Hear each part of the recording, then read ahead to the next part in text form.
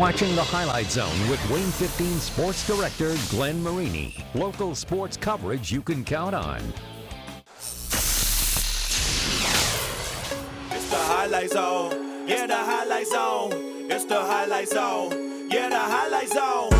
It's Friday night. We on the Highlight Zone. The conference is up for grabs this year, so I feel like if we win this is going to be a very big game. We take nothing for granted, so every team we play will be a good matchup for us. Homestead always brings a great crowd. We bring a great crowd. It's going to be a very great game. Knowing our opponent, definitely a team in the city that we've had some great battles with before. You know, I anticipate Homestead and us being two of the better teams in the conference, so it's definitely a big game early on here. What we want to do is make sure we're competing for an SAC championship and then playing our best basketball at the end of the year. It's the Highlight Zone. Yeah, the Highlight Zone. Oh yeah, it is the final show before Christmas break, and there's nothing like hoops for the holidays, man. Our gift to you, coverage of 25 local games here on the Highlight Zone, and the stockings are stuffed full of SAC showdowns. Josh A. scrambling down the chimney with care to join us with your Highlight Zone Game of the Week. Josh. All right, Glenn, well, it's still pretty early in the SAC boys basketball season, but the conference is wide open as it's been in years. Every single game counts, and that's the case at Spartan Arena on Friday night. As we got Bishop Luers at Homestead, here's your Highlight Zone Game of the Week. Homestead coming in ranked 14th in the state. Luers coming off a sectional title from last season, and you know what? This game lived up to the hype and then some. First quarter action, Mason Weaver. This guy's a freshman. He is fierce.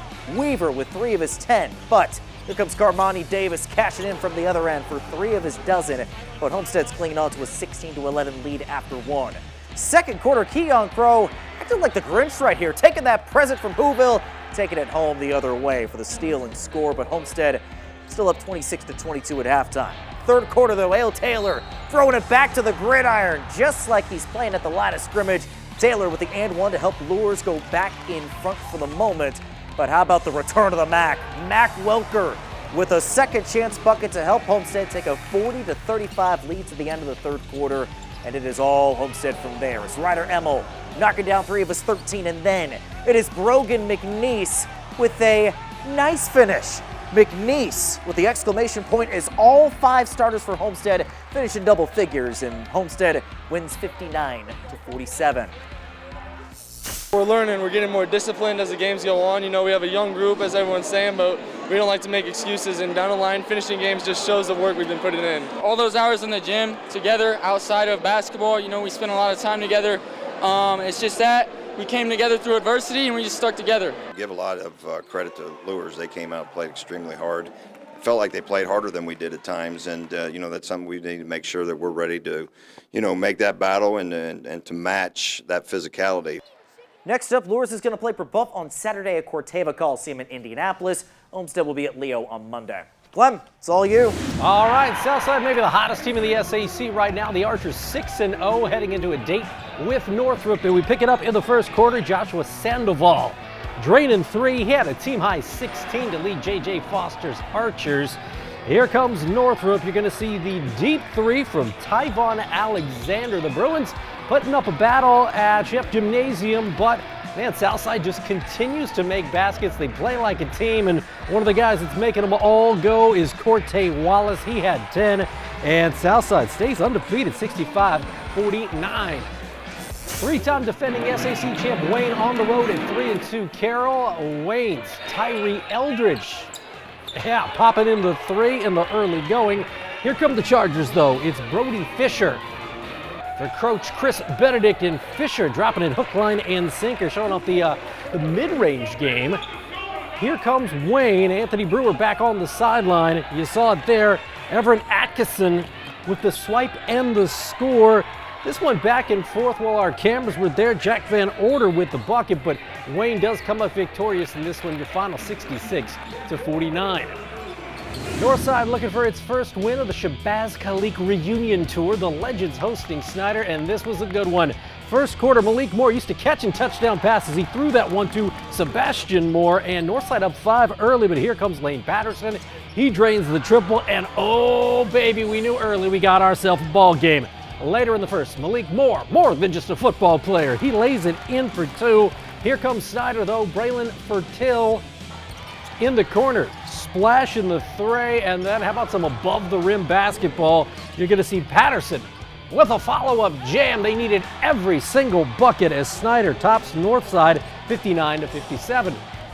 Final stop in the SAC, Dwenger at Concordia. The Saints coming off a nice 16-point win over DeKalb on Tuesday, looking to light up the cadence, and George Poirier nails the three. The Saints feeling good. They were up 14-4 after one.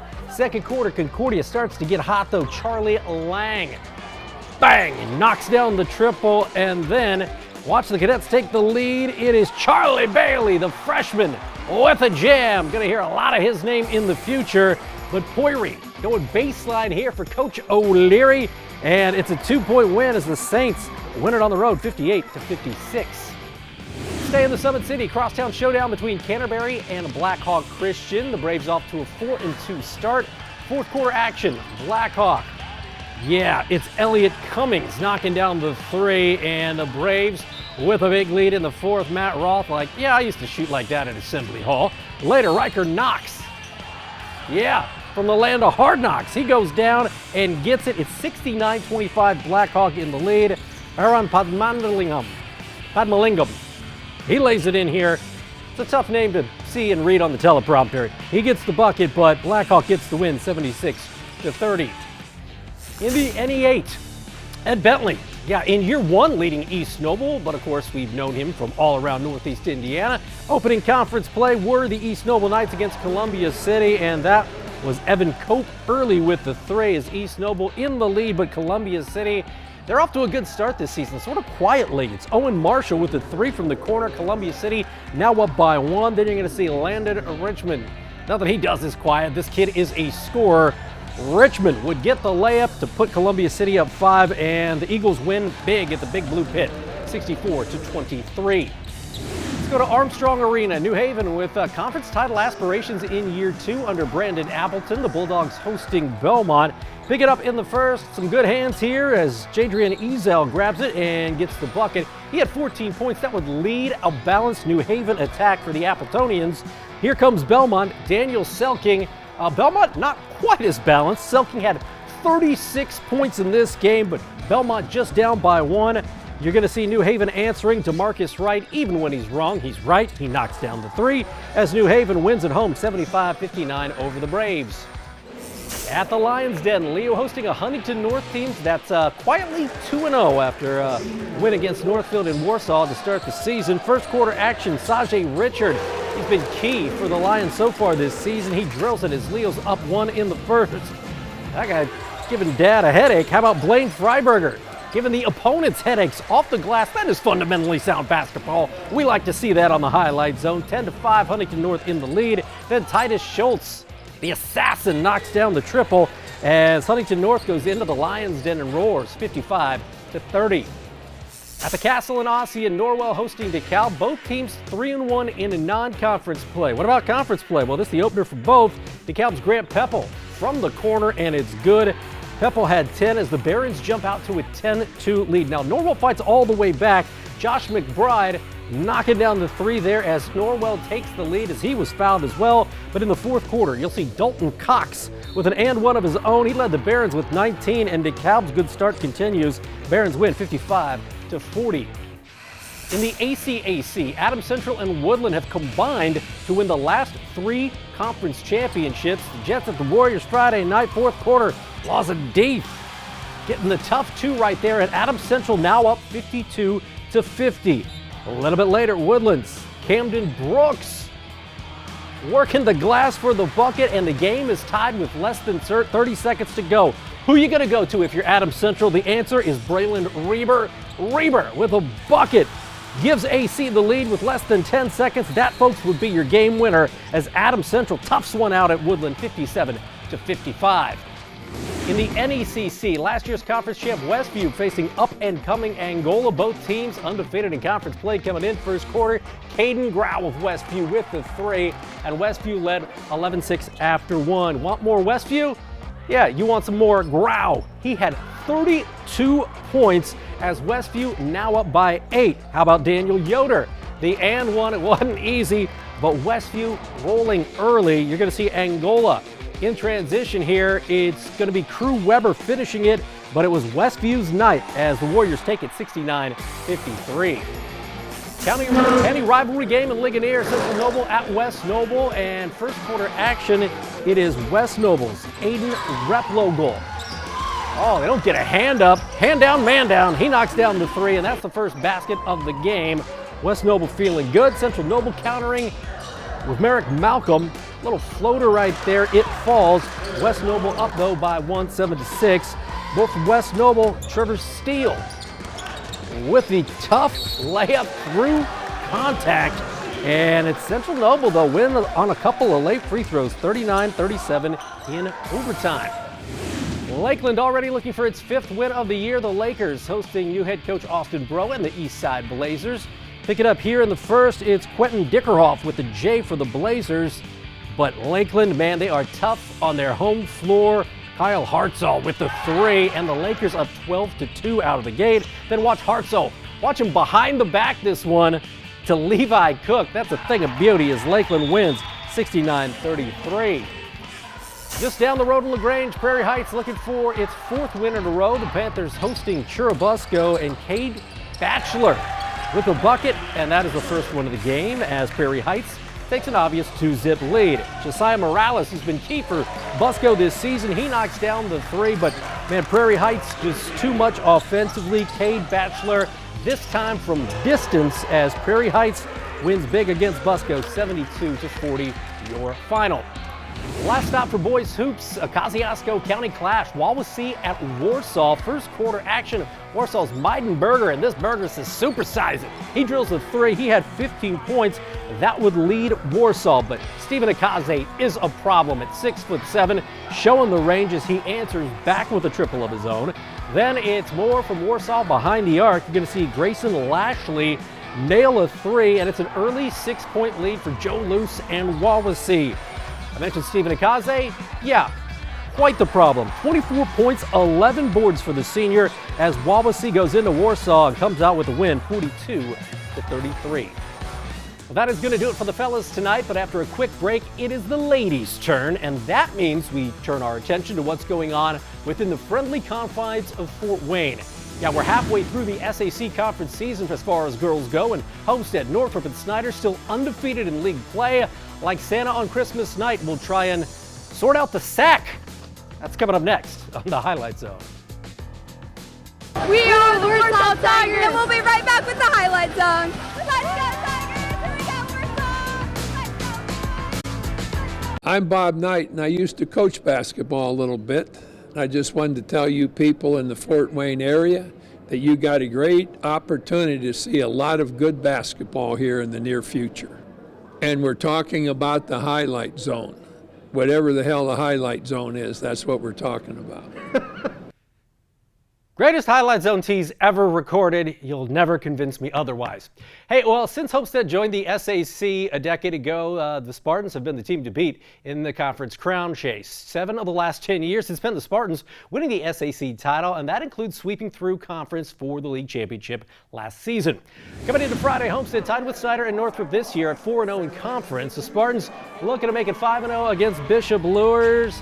Carly Mollering kicking it to Whitney Ankenbrook, the IWU signee, knocks it down, and Homestead led 23-10 after one. They would put the foot to the gas after that, but Harvest Green with the bucket right there to cut into that Homestead lead, but Delaney Knoll with a pilfer and a pair. She is stepping up this season as a sophomore, and Lures falls at Homestead. Spartans stay undefeated in conference, 84-27. Bruins looking to keep pace with Homestead. Northrop at home against Southside and pick this one up in the fourth quarter. Briley Day going to play softball at Indiana State. The future Sycamore sticking it with a triple there. Later, it's Kamaya Morris with the bucket here for Coach Katie Jackson and company. Then you're going to see Briley Day pop another one in as Northrop's defense absolutely stifling in this one. They beat Southside 44-19. Snyder also looking to stay unbeaten in conference. The Panthers had a Northside team looking for its first win in the year. It did not happen in this one, partly because of Izzy Ake. She knocks down the jumper, then you're going to see her get the and one. Snyder at that point in the second quarter up 40-3. Yeah, it was that kind of night for Coach Wallace. Dorian Nieves, only a freshman, nails the 3 right there. Then you're going to see Janaea Cooper ahead of the pack. Snyder led 60-3 at the half as the Panthers win 74-11. Wayne and Carroll, Coach Mark Redding of the Chargers, 388 career wins in his 31st year as a coach. That's a pretty good career. And you know what? He says go inside to Lily George. It's a good idea. She had 26, went over the 1,000 point milestone for her career in this one. Also had double digits in boards. Mariah Bryant, thinking like Kobe Bryant with the bucket right there. But how about Carroll? This will be number 389 in terms of victories for Coach Redding. That was Megan Lanning with the bucket as Carroll wins by 20, 64-44.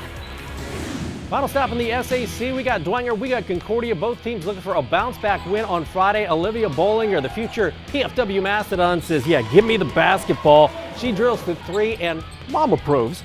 Later, it's Bishop Dwenger, also from distance. Maitland Johansson with the triple, and Kyle Bond says, I will counter that with my own three. Later, it's Bollinger with a bucket. She had 35 points in this one. Yeah, and 12 rebounds as Concordia takes care of business in this one, 70-45. And Mark Davidson Court, Blackhawk Christian looking for its 6th win in a row. The Fightin' Gongawares taking on Canterbury. First quarter action, Quinn Mann, and man, can she shoot it. High arc on that one. It goes, and Blackhawk up by 6 in the first. Coach Gongaware approves. Man, looking inside to Jalen Pickett. A Pickett that can play basketball. Blackhawk Christian, who'd have thunk it? She gets the bucket. It's 11-2 out of the gate in favor of Blackhawk. You're going to see Grace Chaley. She had a game-high 8 for Canterbury, but it's Blackhawk winning big, 65-17. In the NECC, West Noble looking for its 3rd win in the last 4 games. The Chargers hosting Central Noble. Ella Limerick drilling the 3, and that's the first basket of the game. Coach Wick like that. How about Brooklyn Barden with a corner 3? Had a lot of time to set that baby up, and West Noble up by 6. Second quarter, Cadence Bales with a bucket straight away. This ball game back and forth, and Central Noble does win it in overtime, 43-40 over the rival Chargers. Last stop for girls hoops, we got Busco and Prairie Heights. Both teams looking to right the ship in LaGrange. It's Bailey Godsey in the 3rd for Prairie Heights with the bucket, and Prairie Heights up by 20, 31-11. Here comes Carmen Miller for Busco. She gets 2 for Turtletown, but simply too much Prairie Heights and too much Bailey Godsey. You'll see her do it again, laying it home. Prairie Heights a winner, 51-24. Stay tuned. We got Comets, we got Mastodons, and we got your gem of the night coming up next. We're the Concordia Cadets. Merry Christmas. Happy holidays. Stay tuned for more of the Highlight Zone. Here we go.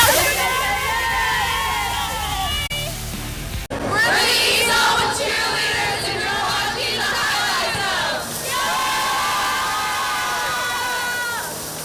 Zone. Here at Peter Franklin Jewelers, we are proud to support local high school athletics.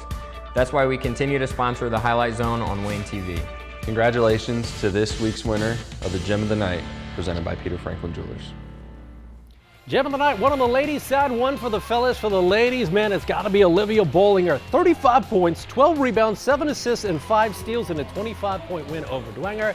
Congrats to the future Mastodon. And then for the fellas, how about Brogan McNeese? It's about that time of the year where Santa's going to find out if you're naughty or niece. Not my best, but that is pretty good. It's a jam from Mr. McNeese. And that is your gem of the night, courtesy of our friends at Peter Franklin Jewelers.